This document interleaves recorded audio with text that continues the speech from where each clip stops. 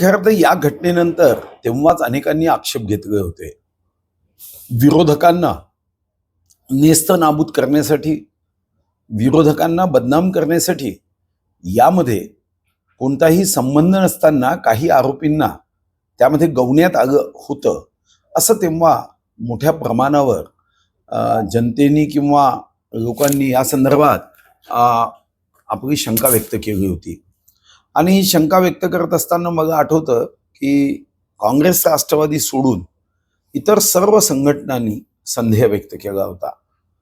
आणि कदाचित सरकारच्या वतीने जे पुरावे तेव्हा द्यायचे ते देता आले नाही, आणि म्हणून आज कोर्टाने पुराव्याच्या अभावी या ठिकाणी सर्वांना या खटल्यातून कोणताही गुन्हा नाही असं म्हणत बाइज्जत बरी केलेलं असावं.